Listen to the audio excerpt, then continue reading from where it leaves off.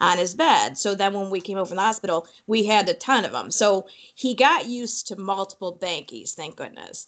But then we kind of started running out, and what I found, and then I actually even talked to like a Gerber person. They're like, yeah, now when we sell them, only one of the five blankets has the tag on it. I'm like, oh my gosh, no, you can't. So anyway, I related to your Banky story with my son. But similar to Carrie, I mean, I guess in terms of, believe it or not, what grounds me or comforts me is sitting in front of either my laptop or I work from home or in front of my work computer. Somehow, like if I'm not looking at the computer or my work computer, I'm kind of like all over the place, and somehow the laptop or the computer like gets me to like focus, which is comforting to me. Nice. Cool. Just for everyone's Joanne. awareness, I did start recording. I almost forgot in the beginning, so I just started it. So just so everybody knows. Thank you.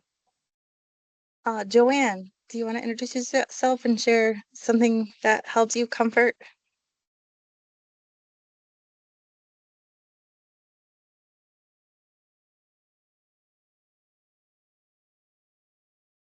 And if you're talking, I think you're still, there we go. There we go. There we go. Okay.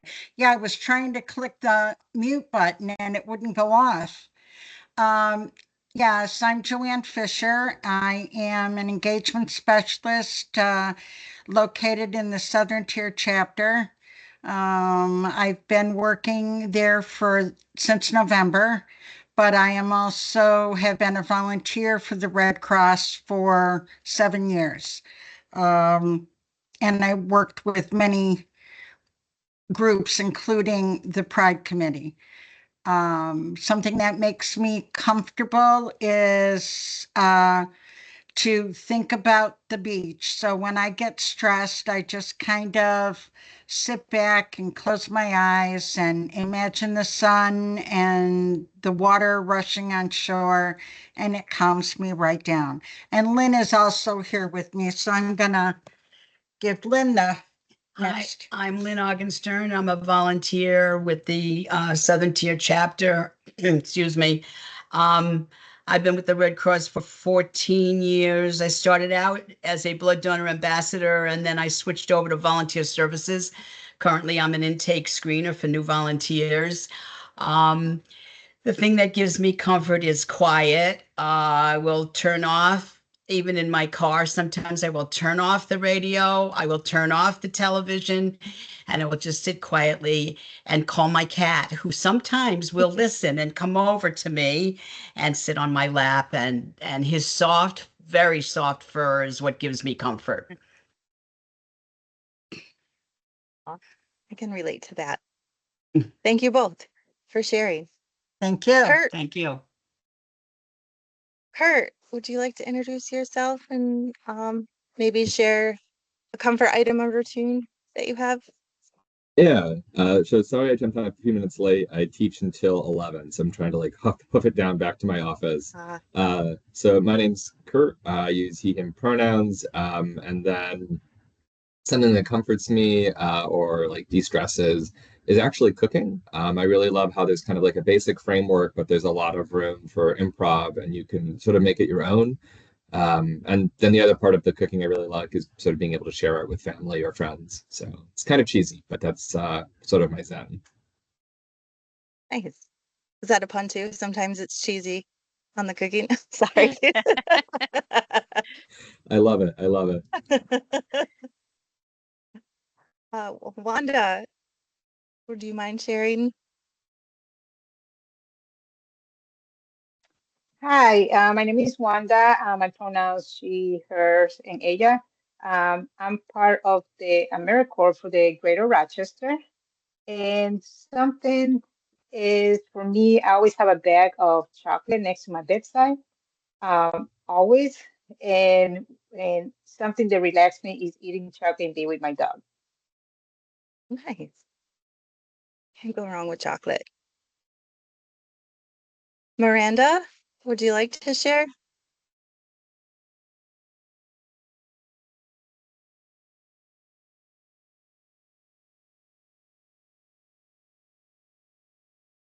And if you're talking, you're muted.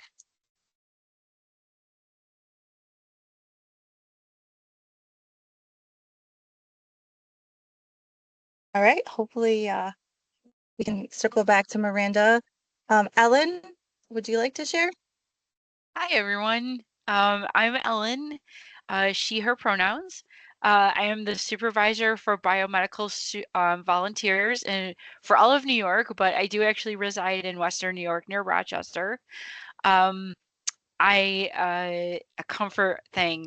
This is a teeny bit embarrassing, but I am a Star Wars fan, and years ago, well, right during the pandemic, Baby Yoda was a new thing, and there's a Baby Yoda Build-A-Bear. So I ordered myself a Baby Yoda Build-A-Bear, and I'm now in the habit where I'm hugging that thing every night. I have like clothing changes for it. I have outfits. He has a holiday outfit. So I love my Baby Yoda stuffy. Aw, that- that's adorable. Mason, would you like to share? Absolutely. Hi, Hi, I'm Mason Scahill. I'm the Western New York regional manager for the Fix sites.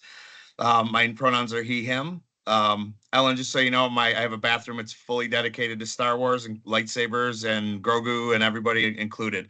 I So I knew do I have loved you, that. man. I knew I loved you. Right? A fully working lightsaber, I'm telling you. um, so my go-to, we're all adults, so I'll share an adult thing. I will get a very old glass of whiskey, very nice aged glass of whiskey.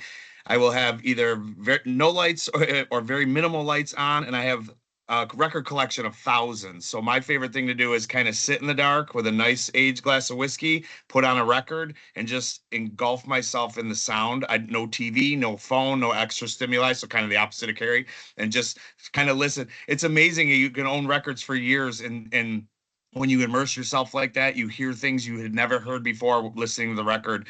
So that's a complete relaxation for me. It's my go-to thing. Nice. Molly, how about you? Would you like to share? Sure. So I see some familiar faces on here. I'm Molly Piper. I am visiting from the Northeast Division disaster team. And what I do to relax and my comfort, not item, but my comfort creature is this is Camus, and he is 11 years old, and he sits with me and touches me literally all day, every day. He's a rescue, and we just spend a lot of time together. Aw. Hey, how about you? Would you like to share? Hi, Nicole. Hopped on late. What are we sharing? It's all over Oh, I love okay. it. So just a little bit of just a brief introduction for some of the new people that joined, and then what's a comfort item or routine that helps you feel grounded or safe? I like whoever I'm trying to pay attention and make a note too. My dog is under my desk right now. So whoever just said that too about pets, I think he grounds me. And he's getting old, so he can't see or hear very well. And he barks so loud he can't hear himself. But yeah, so I'm Kate, and I work out of the Buffalo district in biomedical. I am one of the donor recruiters for blood services. Thanks, Nicole. Hi, everybody. You, Lisa, would you like to share? Hi, my name is Lisa Onher. I've been a volunteer in the Buffalo area for going on a year and a half. And my comfort thing is to I have three cats, so putting one of the cats on my lap and petting the cat is always the most comforting. And Aw. hi, Kurt.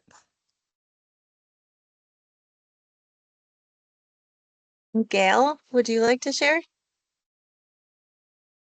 Hi, my name is Gail Thalacker. I'm a volunteer out of the Southern Tier area.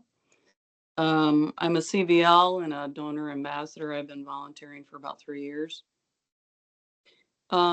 My my comfort thing is I have a to-do list for every week, and I kind of am obsessive about kind of knowing what I'm doing every day. I'm retired now, and so I kind of re-review my to-do list because I can't remember everything.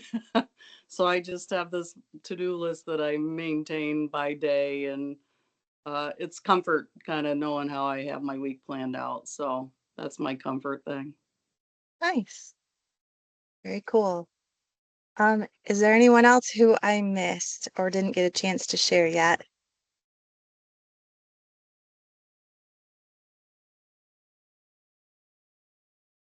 Miranda. Hi, I'm so sorry. As soon as I went to put the camera on and turn the microphone on, everything froze. Oh no. It isn't Yeah, always of like course, that. right? My name's Miranda. I'm the Buffalo Fixed Site Supervisor out of Western New York. My pronouns are she, her. My comfort thing, relating to the pet thing, I actually have a horse. So if I'm not at work, I'm usually at the barn hanging out with her. Very cool. Well, thank you all for sharing. I think we'll move on since we're already almost 20 minutes past the hour. Yeah. Perfect. All right. Well, thank you so much, everybody. Like Nicole said, thank you for sharing. Speaking of pets, I have a lot of reptiles. That's the mysterious fuzzy boxes in my background are. They're boxes that my reptiles live in, and one of them is scratching at the door next to me because he wants to come out and run around. So I'm sorry if there's some background noise. He likes to come out and jump around, but not when I'm on meetings. Okay, so moving on here. So this is a calendar of the upcoming Pride events in Western New York. Is this visit? Can everybody see this well? Is the font legible and stuff? Yes. Okay, perfect. So there's a separate one for July, which is where most of the Rochester events are. And also, since they were all on weekends, I just did Saturday and Sunday. There was no adding the other days of the week just took up space. So this is just kind of a weekend calendar for what's coming up. Things that are bolded are events that we are definitely planning on doing. Everything else are just other events, either for you to be aware of personally or for you to, if you wanted to have the Red Cross have a presence at any of these events, if one of these is in your backyard and you wanted to have Red Cross run a table at one of these events, definitely let us know. We will include you in all of our discussion about gearing up for these events so that you can be prepared if you wanted to do that. Blue is Buffalo, red is the southern tier, Binghamton region, and then green is Rochester, I think. Yeah, okay, yeah, that's how I did it. But first one is the Buffalo Pride Parade on Sunday, June 1st. We are definitely going to be there. We are taking the steps needed to get registered and everything. That is just a parade. There is no festival component this year. So it'll just be us walking in the parade. If we have the opportunity to educate people, we'll make sure that we have some materials so that we can do that. But it's mainly just going to be us having a presence at that parade. Hamburg Pride in the Park, we actually are looking for help with this one. I was planning to be there, but I actually have a bachelorette party thing that weekend and I can't go, so I can't really say no to that. So I have to be there. So unfortunately I won't be able to go to that event. So anybody in that area who wants to help out, please let us know. That's just tabling. There's not a parade with that. It's just going to be us having a table with information. And the group that is running that event is the Rainbow Collective in Western New York, and they have done blood drives with us in the past. So we especially want to be sure to support them. Binghamton Pride is on Saturday, the 14th. Joanne or Lynn, I don't know if you want to just give a little brief overview of that event, since I know that we've been there before. Hi, this is Lynn. Yeah, we are definitely set to go to that. We have the paperwork. Gail, I will get you that paperwork. I had Zachariah sign it. Zachariah Riley, our executive director, we go through and talk to him about all of the different events having to do with the whole Southern Tier, but especially with the Pride events. Some of the other ones actually that we're looking at a bunch of others. Maybe Gail has gotten more information than I have about which ones. We have several. We have one, two, three, four, five different events that we're looking at. The problem is we'd like to go to all of them, but we don't have people to go to all of them. So, but definitely the Binghamton Pride Palooza. They have vendors, they have a drag show, they have food trucks. It's great fun. It really is. It's just, and we get to talk to a lot of people. So we really enjoy that. Gail, do you have any other information about any of the other events? No, I don't. Okay. I don't have them on the event Okay, well, listing. I'm going to be following up with Zachariah next week, and Okay. we will have more detail. The issue is many of these events require a fee, and there's not much budget, unfortunately. So we have to look for somebody to maybe underwrite it or pay for it or something. There's one set up. There's do you have Ithaca? Oh yeah, the Yeah. Ithaca Pride Festival. There's also one in Oneonta. Yeah, that's on there. The Oneonta one is there? Yeah, right there. Oh, on there the it is. 7th. Yeah, I Yeah, didn't they're have in the wrong. Yeah, time to Oneonta's in the find. wrong. Yeah, yeah. Is that on the Cortland. 7th or? Cortland. Yeah, Cortland. Okay, I don't think I had the one for Cortland unless it was in July. I see. It is in July. Yes. Okay, so then it's on the yes, July it's in spot. July. It's in Okay. July. Okay. And then the Corning one. So, I think that was all the ones that we had for the Pride events. Okay, awesome. Yeah, so if you are interested in helping with any of these events, please let us know. We can also put together maybe like a flyer with the events that we're looking for help for and send that out so that can be distributed more broadly. Yeah, that would be great. Yes, Yeah, we will okay. certainly let you know. Okay, great. All right, so then coming up in July, Nicole, did you want to talk about the Rochester Pride? I know we've done it before.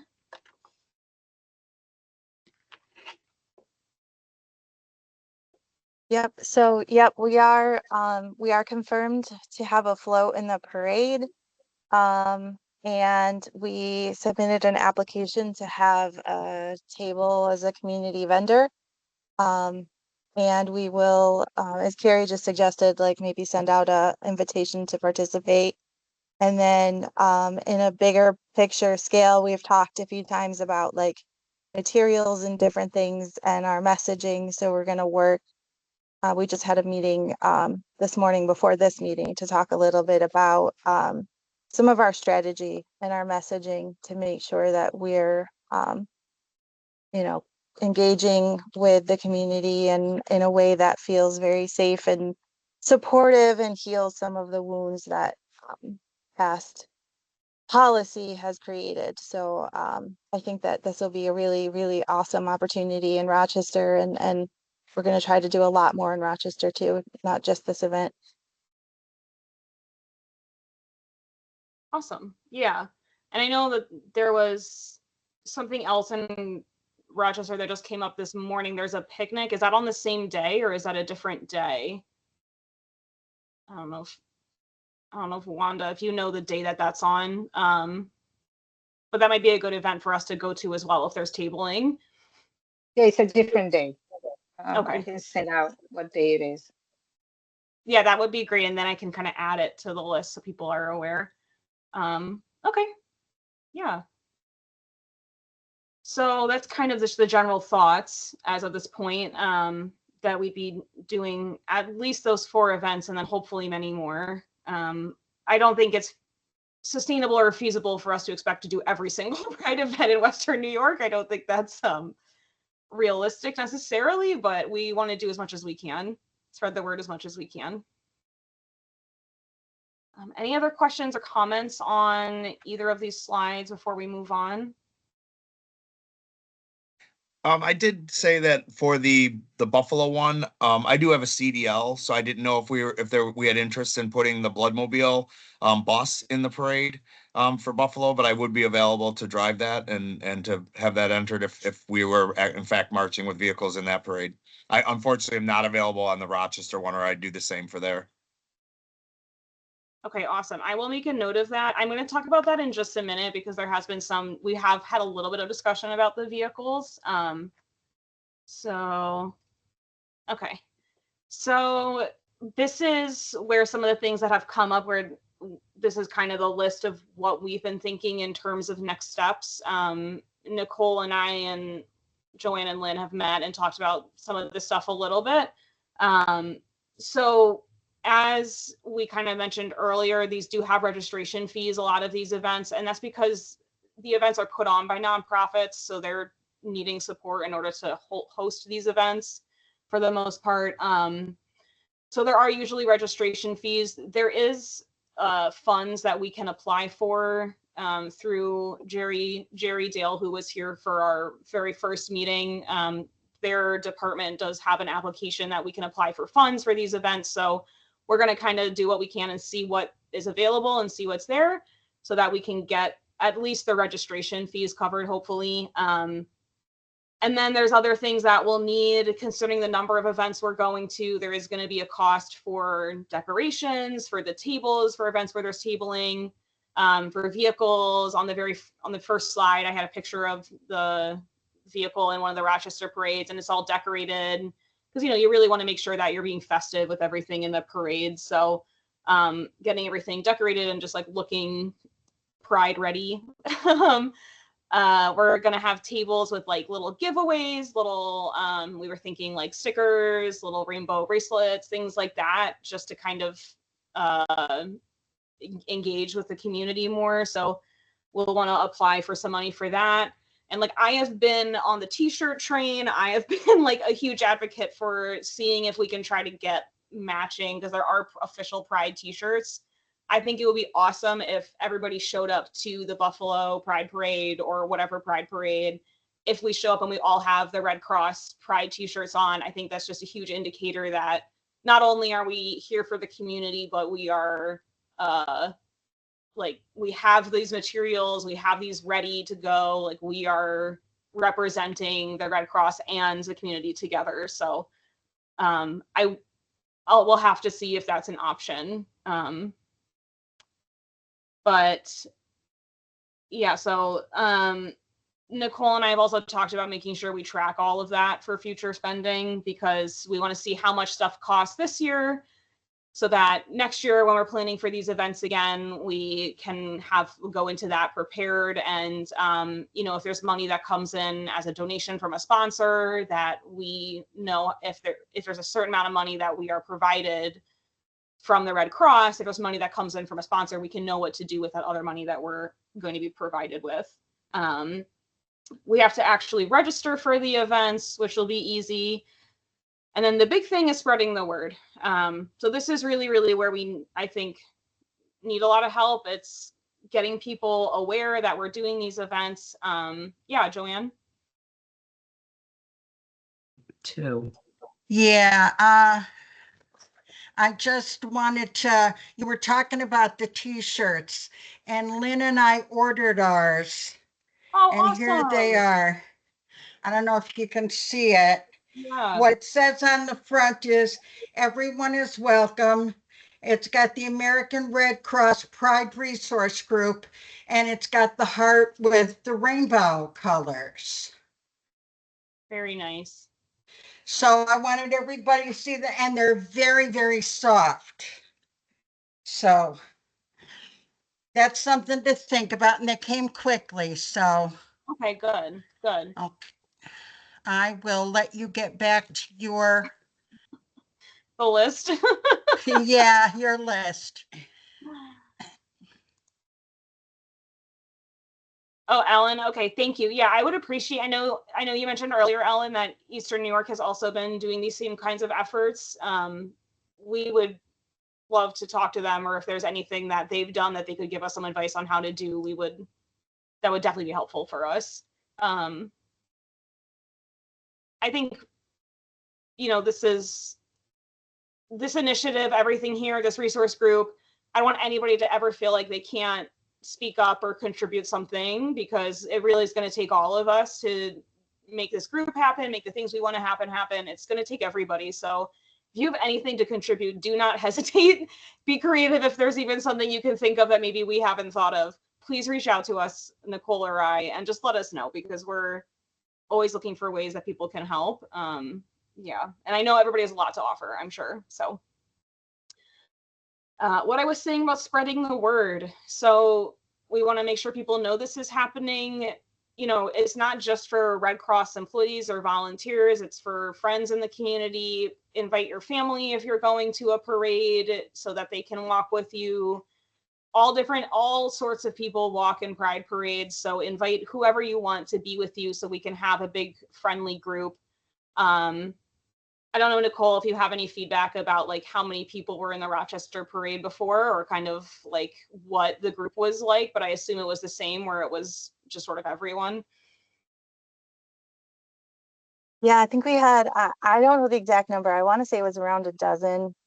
And it was a mixture of volunteers, board members, and staff members. So the more the merrier, I say. Yeah, awesome. So we're also going to have to implement some sort of way to get information about who's coming. I don't know what we've done before, but when I've been in Pride events before, they just did like a Google sheet and you just gave them your name and maybe emergency contact info. I don't know. But collect information for who was planning on coming to the event, or maybe they can just register in the event calendar or something like that. Just so that we have a vague sense of how many people will be there. Mason, this is where the vehicles came up. So we had some discussion about the vehicles. The Bloodmobile is only for Buffalo at this point, and it did not seem very open to using a larger vehicle in the parade. There was a lot of concerns about the stopping and starting that being in a parade necessitates. So we were really being guided towards using a smaller vehicle. I'm hoping we can at least get I don't know the official terminology for all the vans and stuff. I know they all have like names, but we were being guided towards using one of the smaller vans just to reduce the stress on the vehicle. So I don't really know if there's more room for that conversation or what, but. Yeah, I mean, that's fine. I know we used to drive the bus that we had in Rochester in the St. Patrick's Day parade. So we have used it before, but these are different vehicles, and that kind of thing. The stopping and starting, that's their decision if they don't want to. I can talk to Dwayne and to the folks in Buffalo and see if they're okay with me using it.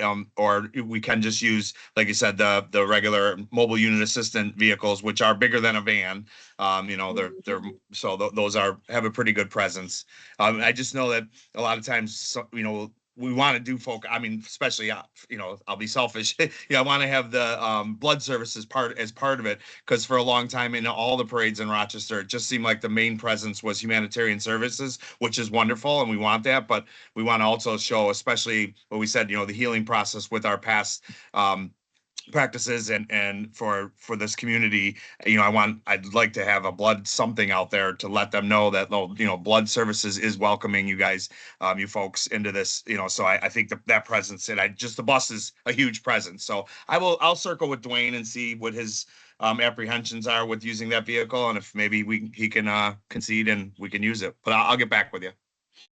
Okay, yeah, that sounds good, and we can talk about it more too, because as we were saying, we just had a meeting right before this about being really careful of the optics about blood services and stuff like that in Rochester. So we probably also want to have a conversation about what type of vehicle would be the most like welcoming and safe for the community perceiving it to have in the Rochester parade. I don't know if anybody has any thoughts on that immediately, but. And whatever you guys decide, like I said, I could be available for that parade to drive whatever vehicle we end up deciding on, or that kind of thing. So absolutely, okay. I'll still be available regardless. I just offered the CDL because I know that's a harder driver to get for the bus, because you have to be licensed for it. Yeah, no, I think that sounds great. You said Buffalo you're available for, right? And the Rochester you're not? That's correct. Yeah, unfortunately, the Rochester one, it's the same day my girlfriend's family has a memorial golf tournament for her brother who passed away overseas, and we have it every year, and it's the same weekend. So there's always so much going on in that weekend. I can't do everything, unfortunately. Okay. All right. Any thoughts or input on anything so far before I get to the last little bit here?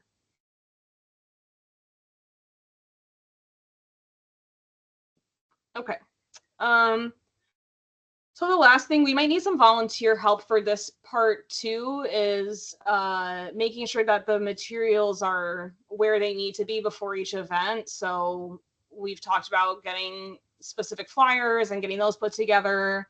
But also if we're ordering a lot of giveaways, getting those, we're probably going to bulk order them all to one location and then getting them distributed out.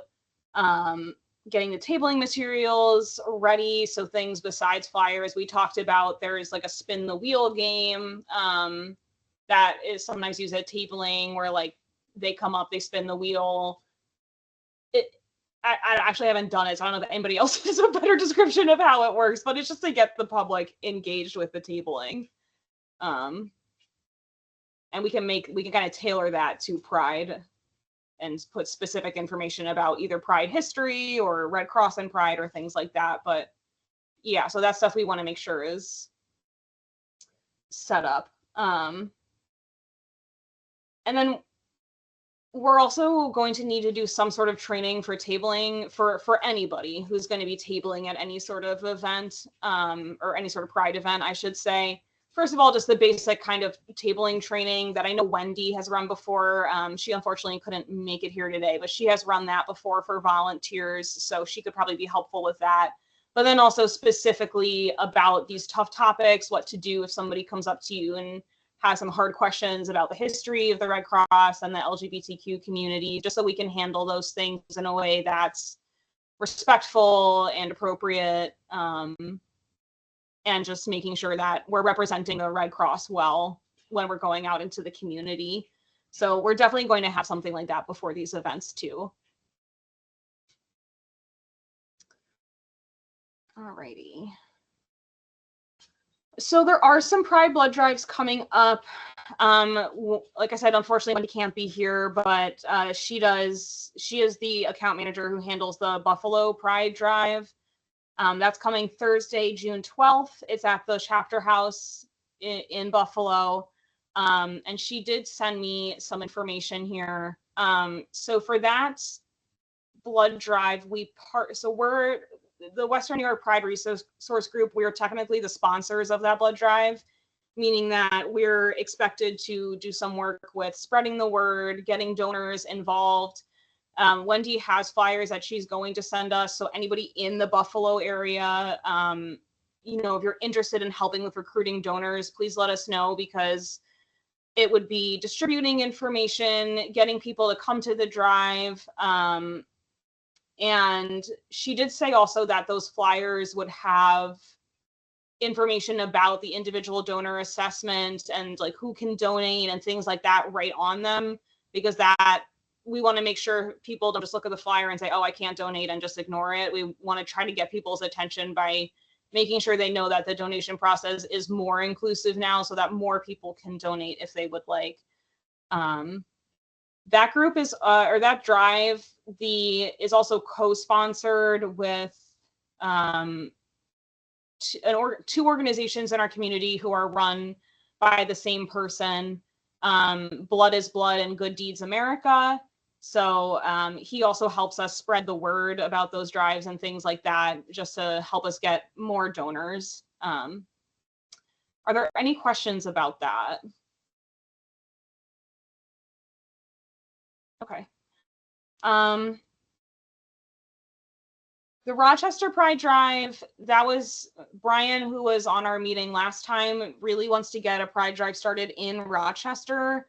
We do not have a time or a date for that yet, and I recognize that probably in the world of donor recruiting and getting the blood drives established, I'm sure we're probably kind of close to the date here, when we would have to get some of those details ironed out. So We'll talk more to Brian about that, but at this point, I think the main issue is trying to find either an organization that will host that drive or a place where we could put it on. So unfortunately, Brian isn't here today, but I don't know if anybody has any ties to any place locally that maybe would be interested in sponsoring a blood drive or hosting a drive. Or Nicole, if you have any thoughts on that. I don't know if you've talked to Brian more about it than I have. I think in light of some of the discussion we had today and some other sentiment, it makes sense to kind of do some groundwork first before we really try to prioritize a Pride blood drive in Rochester. I think that there's some more work that needs to be done in terms of just community engagement and public relations before we can confidently feel like a Pride blood drive in Rochester is a good idea. Okay. So I know Brian's been out, and so maybe we can just talk about that, and maybe not trying to do something this year, or and I've mentioned before too, I mean, the point of our group is to be here year round. So when it comes to Pride drives, we are not restricted to June and July at all. The Buffalo Pride Drive we do twice a year, and the Rainbow Collective has done a drive in Buffalo, and I don't remember, it was a couple months ago. So we want to maintain that precedent of having drives at other times of the year. So maybe in the future we can do a drive in Rochester, even if it doesn't necessarily align with June. But we can.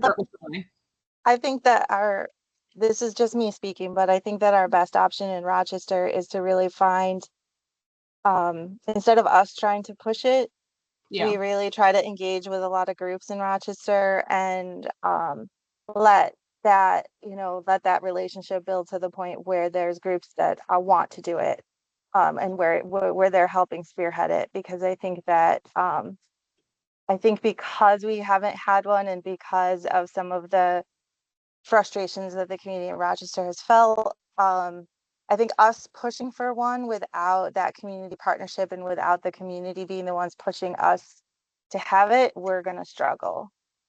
So I'm thinking that, this year might work, but I think that it's going to take more of us, attending some more events and being more engaged in the community as a whole before I think that we can get that kind of level of partnership that we'll need.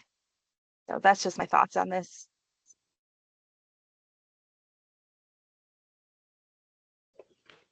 Yeah, I think that's well said. I appreciate you clarifying that, because I certainly 100% agree. And I didn't mean to imply that we should be like pushing anybody to host a blood drive, because you're right. Yeah. No, I just think that we've had it as a priority to get a blood drive in Rochester, and I'm thinking that maybe we need to flip it around and say we have to have it as a priority is to collaborate with more organizations in Rochester that may eventually be open to helping facilitate a blood drive and sponsor blood drives. So yeah, very well said. Any thoughts or anything on that?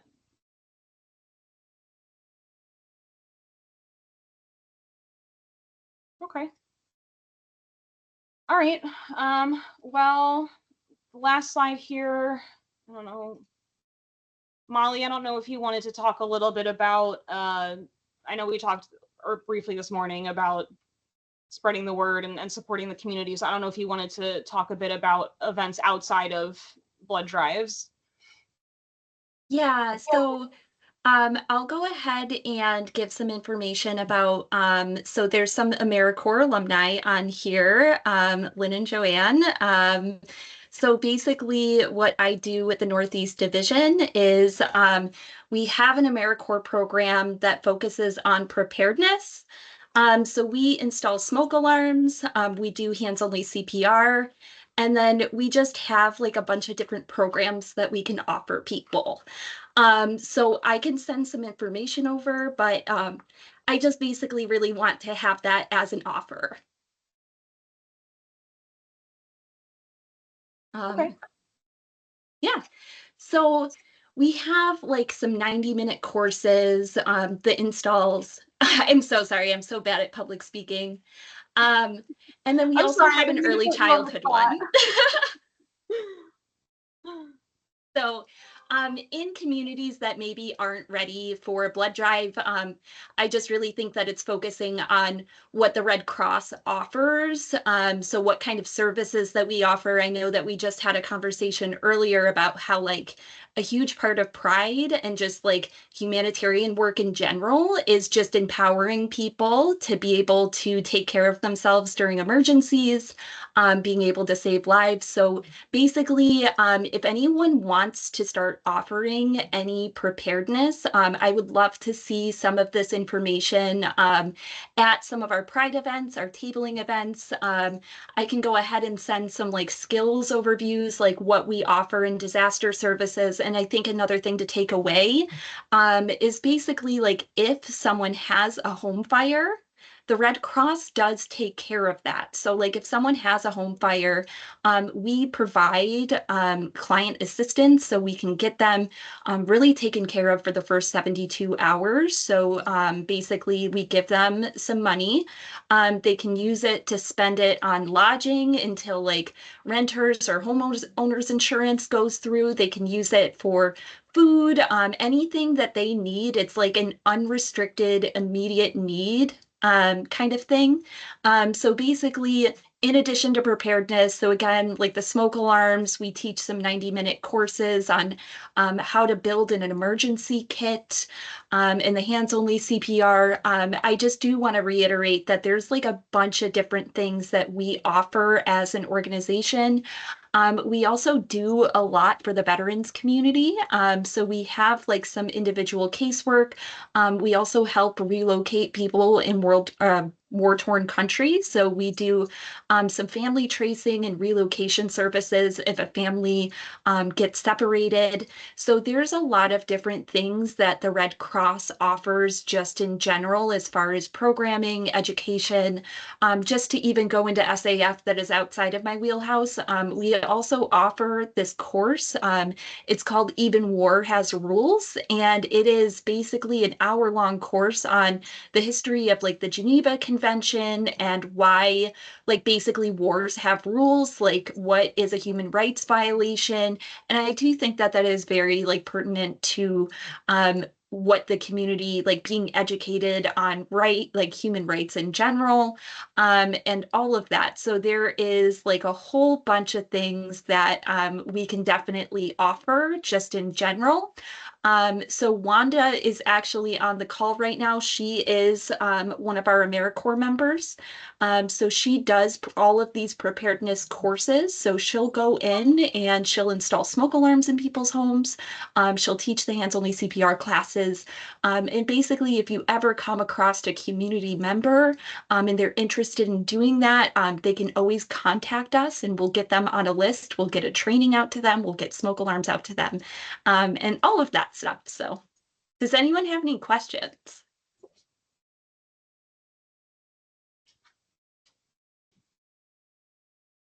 Great. All right, thank you. Can I just add to that real quick?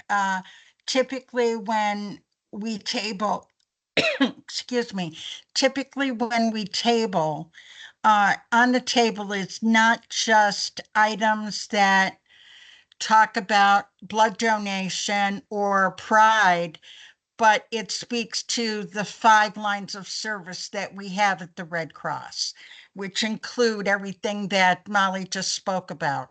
So thanks, Molly.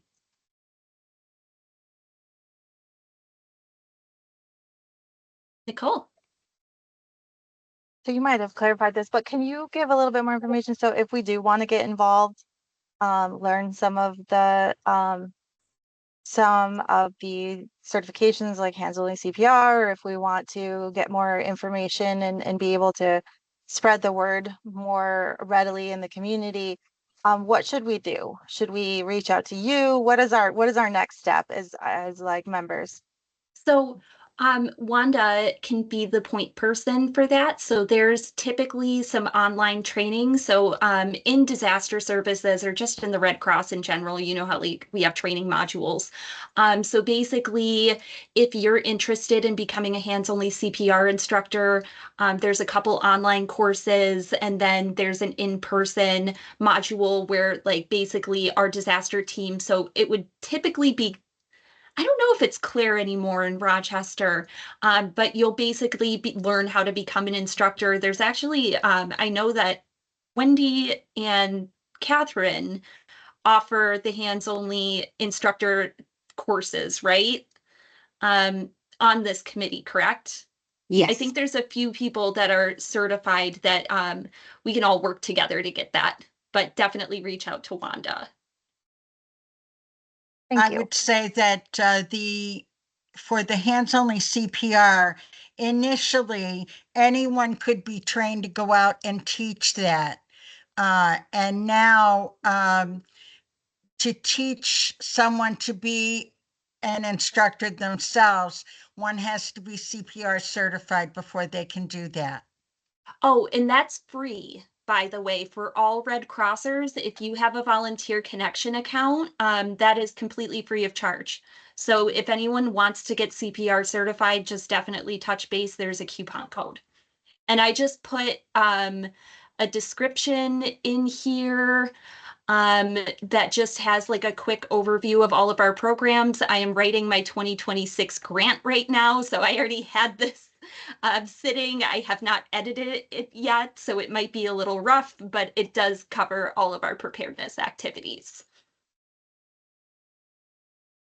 I just want to highlight something that you said earlier, Molly, which I don't know if you repeated on this meeting, but that you know, a lot of these preparedness things is important because we need our communities to be prepared to help each other and things like that. So at the Red Cross, we talk really, really broadly about diversity, and we often just say diverse communities. And the reason why is because there's so many types of diversity, especially with the type of work that the Red Cross does. So a diverse community could be a rural community, it could be veterans, it could be the LGBTQ community, people of color. There's so many different types, and I think it's important to think about intersectionality and people who have different types of people might fit into multiple of those communities and things like that. So these programs that are just aimed at helping people to be prepared to care for each other and to be more prepared to deal with anything that comes their way, I think is just generally a really, really great thing to put out into the community.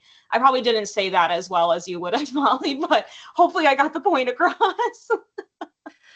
Before I go to the hand raise, I do want to share like a couple statistics. So Black and African Americans are actually the most likely demographic to die during a home fire. Also individuals with disabilities, and also rural households. So I'm going to pull up the statistic right now. Okay, so rural households. In smaller community, or they're more common in smaller, or home fires are more fatal in home fire or communities with less than 2,500 people because they likely don't have a fire department or a hospital close enough. And they also don't do, like, they're less likely to conduct like fire code prevention in housing stock. So there's just a lot of different things that go into the overall disaster risk factors. And even in the LGBTQ community, like it is like challenging and anxiety inducing, even going to the doctor, calling 911, interacting with EMS. And I think that it's really important for people, if they don't have the resources, or if they know that someone's not going to prioritize their 911 call, that they're able to do something before help arrives. Like we need to focus on teaching people how to save themselves, you know. Beth, go ahead. So I was just looking for more clarity on, because I did want to take, I did want to become CPR certified. So what you mentioned, there's a coupon code and volunteer connection, but I'm not sure like the steps to take to actually sign up and and get that going. Great. I apologize, Beth. Are you a volunteer? I'm a volunteer. Okay, great. So basically what you do is you reach out directly to your say, hi, I would like to take the CPR first aid course. And basically, site supervisors have access to a coupon code. So you basically book your own CPR training on redcross.org. And then the supervisor basically submits the coupon code for you. So you don't even have to put in payment. It just is free. And then we just encourage you to just take the course, make sure that you show up, all of that. The one thing that I will digress on, we have a lot of subcontractors that that do CPR and first aid. So we have like some external organizations that do teach CPR and first aid under the Red Cross umbrella. Those are not free. So do not like put ahead money and ask to be reimbursed. I mean, we'll pay it obviously, but those are not free. I had a debacle with the volunteer last year that they did that, and basically the guy told me, well, that sucks to be you. So Oh, jeez. Okay, so I should reach out to my supervisor. yep. And if you have any trouble, if they don't have the coupon code, just reach out to me. I will send the link to them. Okay. I put in the chat the upcoming in the Buffalo region, the upcoming Sound the Alarm events. We always do one in Buffalo, and then we usually do one in Chautauqua County in the Jamestown area. I don't know if somebody has the actual statistic, but I believe I heard Wendy say that the Dunkirk, Jamestown area is like one of the most prone to house fires. It is literally the highest county on the home fire risk map in Western New York because it's like a high instance of individuals with disabilities, high English as a second language, and just in general, there's a lot of like home fire risk factors, and basically they have some of the highest home fire risk in Western New York. Right. That and Monroe County. So okay, yeah. So the Sound the Alarm, basically, it's a 1-day event. You get all the training you need that day, if I'm correct, and then you just go out and install fire detectors in people's homes. So that's a really important event. I'm assuming there's dates for Rochester and the Binghamton area as well, but I do not have them. I only have the Buffalo ones, so I just threw those in the chat. Yeah, I don't have either one of them listed on my calendar, but for anyone in the southern tier, our Sound the Alarm is in October. Okay. And I know April is the Sound the Alarm for Rochester and Buffalo. I just don't have the exact dates. We don't have one in Rochester yet, so I don't think it's going to be April this year. I think it's going to Okay. end up falling in the summer. Oh, okay. Yeah, we're behind we're lagging behind a little bit. And also, if you want to sign up to serve on an install day, basically what you do is you go to volunteerconnection.org. So like your volunteer platform, and then you go to the Western New York events calendar. Would it be helpful if I like shared my screen, or do you guys know where to find the events calendar? You basically sign up and register on there. I stopped sharing. I mean, if you want to share, you can. I know we're starting to go over time, so if people need to feel free to do that. But if you wanted to share, just for anybody who still is in the meeting who wants to send. So you would go to, oh wait, it's one of these. I have like 3 different regions. I am so sorry. There, okay. No, wait. Group calendars, I think it might be this one. But yeah, you go into the calendar and then you can see like towards the end of the month, it'll have like a sign up thing. I don't think that this is the right calendar. I think I lost all of my stuff when I moved to the division. Oh wait, Sound the Alarm 2025. Yeah, there it is. There we go. Right there.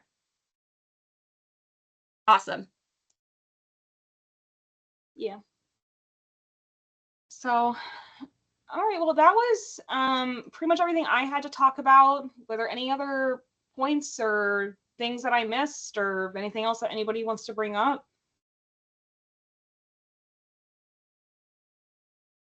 Okay. All right. Well, I'm gonna throw. I had this on the final slide, so I'm just gonna throw it on the chat instead. Oh boy, that font is huge. Sorry.